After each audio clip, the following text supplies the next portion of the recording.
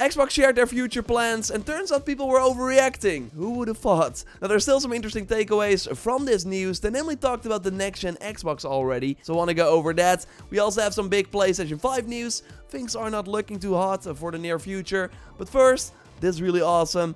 Respawn is developing a first-person Star Wars Mandalorian game. This report comes from Tom Henderson, who notes in his article that the game will see the player take control of a Mandalorian bounty hunter, unclear who, set during the time when the Galactic Empire is dominating across the galaxy.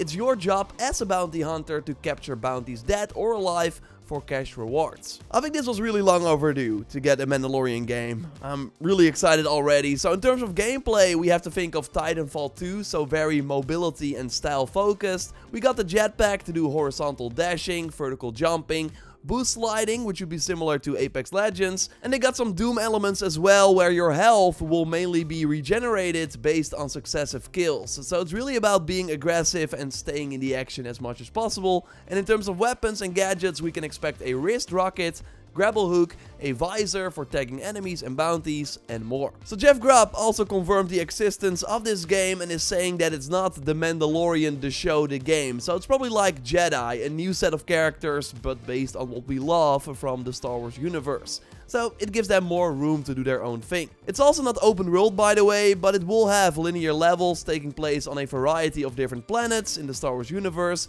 And good to note is that this game is in development next to Star Wars Jedi 3. Jeff Grubb also confirms this, it's like a separate team. But yeah, these projects are at least 2 years away. More imminent is of course Star Wars Outlaws from Ubisoft, which will be open world and third person. Now let me know if you're excited for these upcoming Star Wars games and the Mandalorian title in the comments down below. Leaving a like would also be awesome. Now let's look at Xbox and PlayStation and their future. And of course subscribe, because I post one of these gaming news roundup videos every Sunday. But first, the sponsor of this video, a brand new free-to-play treasure hunt game, Hawked, that launched on February 15th, where you solo or with friends fight lizard creatures or other players in search for ancient artifacts. You got a hoverboard, grapple hook, like the movement in this game is really great, search for powerful weapons and then complete puzzles and avoid traps to find the artifact and now try to escape without losing it. Or you could also go for a second artifact by taking out a lizard cargo, although there will be a lot of other players doing that as well. It's fast-paced, I like the environment design a lot. Again, completely free, you don't need PlayStation Plus or Xbox Game Pass, although if you have it, you will get some cool extras. So totally check the game out for free via the special link in the video description. That will also get you some nice bonus rewards. There are also Twitch drops from February 15th till March 7th, and they're also doing a giveaway for a PC, PlayStation, Xbox or custom controller via the official website, and a link to that is also in the video description. PlayStation had their investor call this week, and it was a big reality check with many updates on the future. One of the big ones was the fact that they expect to sell fewer PS5s than they first thought, going from 21 million instead of 25 million for fiscal 2025. 25 million was probably too ambitious to begin with, but Sony still tried to achieve it by discounting the console a lot, but this did hurt their overall profit, which was down 26% versus the last holiday season. This tactic did not work, so the plan now is to focus on selling fewer PS5s but make more profit on them.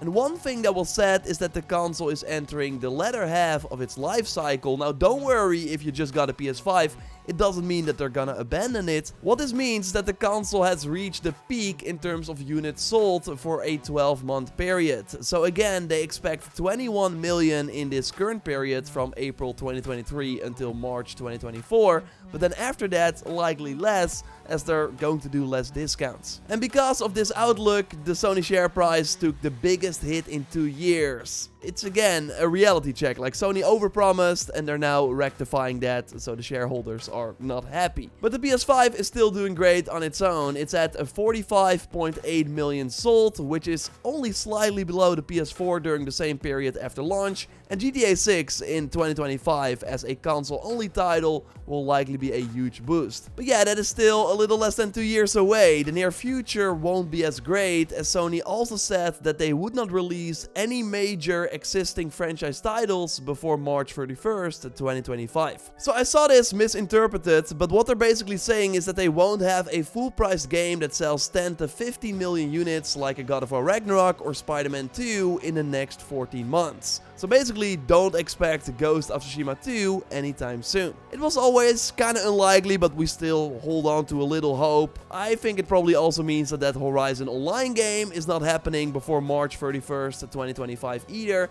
I can still see them like announce these games and properly reveal them in the summer, but yeah, they will just not come out for the time being. But this doesn't mean that Sony won't have any games for the next 14 months. I don't see anyone talk about this, but it's interesting that they only expect a slight decrease in first-party software profit in their next financial year. And that's pretty big, because if we look at the current financial year, they started with the Horizon Burning Shores DLC, then Spider-Man 2, Helldivers 2, and we of course still get Rise of the Ronin. While for the next financial year, from April 2024 until March 2025, we only know about Concord, the PvP shooter. But apart from that, we don't know anything, but there will still be way more big titles if they only expect a slight drop in profit. Now Jeff Grubb has heard that there might be an Astrobot game this year, which makes sense as the previous game from this team was of course Astro's Playroom, the PS5 launch game back in holiday 2020. So that would already be pretty big, but again they need more, and Jeff Grubb also said that there are other unannounced games from established IPs coming to PlayStation this year.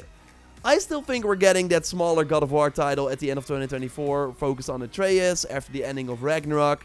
So probably like a $50 title, similar in size to Miles Morales. Sure, it's from a major franchise, but I still think it counts, because it's more a beefed up DLC and not on the level of Ragnarok or Spider-Man 2. And Sony does need something for the PS5 Pro that is still expected this year, and I think this could be it.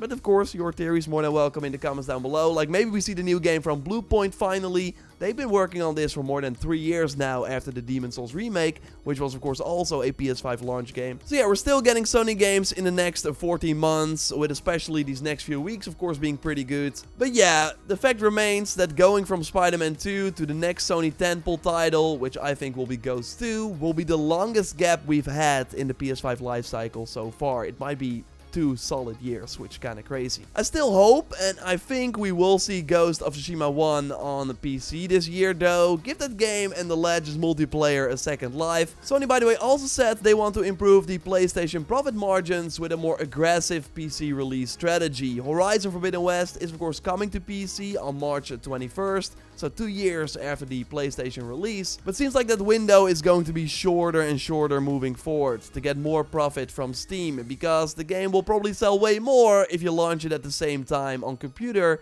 like we're seeing now with Helldivers 2. Sony, by the way, still did not buy Arrowhead, the studio behind Helldivers 2. High chance that will happen soon though. And yeah, God of War Ragnarok this year on PC also seems to be a given. But yeah, overall the times that these exclusive games were only meant as system sellers for the console seem to be coming to an end, because the budgets are just getting way higher. So Sony seems to now prefer to have more profit from these games day one moving forward by launching them day one on PC as well, which I think is smart. And that brings us to Xbox. They had their business update, and I already said it in last week's Sunday video, but people were probably overreacting. We got a grown man saying goodbye to their Xbox, and we got this person selling all their Xbox stuff to GameStop before Microsoft even announced anything. And all of that for 4 more than 1-year-old games coming to PS5 and also probably Switch as well. Those being Hi-Fi Rush, Pentiment, Sea of Thieves, and Grounded. So games that could totally benefit from a bigger audience, or smaller titles that probably have done everything they can for the Xbox hardware. While bigger games like Starfield and Indiana Jones are not planned right now, although Phil Spencer does not rule out the possibility for these titles to arrive on PS5 in the future. Basically,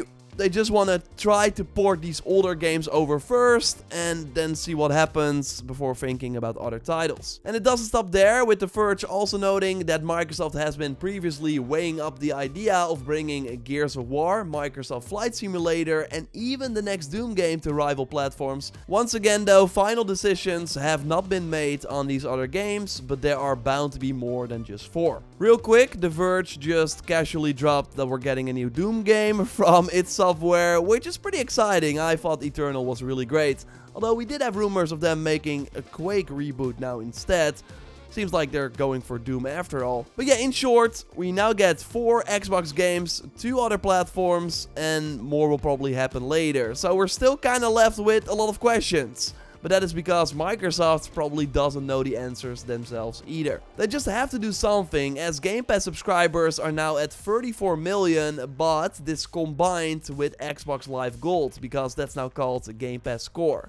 And most of the growth from Game Pass is coming from PC and cloud. So Xbox is kind of plateauing, so it really makes sense that they want to make more money from those Xbox games on other platforms, because seems like there's not a lot of growth on Xbox anymore. But that does not mean that the hardware is going anywhere. Actually, quite the opposite. The Xbox consoles will remain the flagship experience and the only place for Game Pass, basically saying it's not coming to Switch or PlayStation 5. And while totally crazy, I want to thank the fanboys that spread doom and gloom after the rumors last week, because this pushed Xbox to talk about new hardware they probably did not want to talk about before, to assure everyone that they're not going to stop making Xbox consoles. It was, I think, obvious that they were not going to quit the hardware business, but people still needed to hear it. So during this developer update, Sarah Bond said the following: the company is invested in the next generation roadmap, and what we're really focused on there is delivering the largest technological leap you'll have ever seen in a hardware generation. So we can speculate on how they will do it. Maybe they will use advanced AI or the cloud to power the hardware, although there's also speculation that they might come with a more expensive console compared to the PlayStation instead, so that they are the more powerful option at the start of the generation. Seems that the PS5 is almost outselling the Xbox 3-1, so for Microsoft, having the same box with the same price as Sony is not working out for them, so having a more powerful one might be the tactic. We also discussed the possibility that they might launch the next-gen Xbox 1 year before Sony, so I'm just really curious to see what they will do, but I don't think they will follow the same sort of blueprint that they did with the Xbox One and Series X and S. But yeah, it will probably be 2026 or likely even later before we see this in action. Microsoft says though that they will already have more console and controller options for you this holiday, which probably referring to that diskless Xbox Series X with more hard drive space. So just a refresh of that console, and there's probably one for Series S as well, and a new controller with DualSense features was also rumored, so similar to the PS5. So in my opinion, that was kind of the most interesting thing from the Xbox news. Diablo 4 is also coming to Game Pass on March 28th. They confirmed another showcase for June, which of course a yearly thing, so nothing too crazy. But yeah, overall, as expected, people were really overreacting based on the rumors. I totally think that this is just a small start though of them releasing their games on multiple platforms. But it will be a while before we really see that, so let's look at what's happening this coming week. Nightingale, the new RPG from ex-BioWare makers, is releasing, and we will have a video on that, so totally check that out. The Final Fantasy VII Rebirth reviews should be dropping on February 22nd already, while the game is of course coming the week after that on February 29th. I sadly don't have a code for the game yet, but I hope to get it soon so I can share my impressions before launch and also prepare spoiler-free tips and tricks, of course. We will be covering the game a lot. I'm really excited. I've been kind of like dodging trailers and stuff. I just want to go in as fresh as possible. And worth noting is that the demo that is out right now will get an update on February 21st to improve the visual quality in the performance mode, and it will also add a part of the early game open zone that you can explore, with progress carrying over to the full game. So then we can see what the open world nature of this will be, which is very exciting to me. We will probably be streaming that this week. Now, there have been rumblings about a report from Tom Henderson about the Assassin's Creed Infinity hub, so the sort of platform that we get at the end of the year. If that article drops, I want to make a video about that, so look forward to that. Assassin's Creed Valhalla is returning to PS Plus on February 20th, so we will have another 2024 tips video for that. So a ton of good stuff. Totally check out Hawked via the special link in the video description that really makes this big gaming news roundup video possible. So thanks for your support, and we will of course have another one of those at the end of the week. So subscribe to not miss it, a like on the video would really help me out, and check out my Skull and Bones review if you are curious by clicking on the screen. I'll speak to you very soon. Goodbye.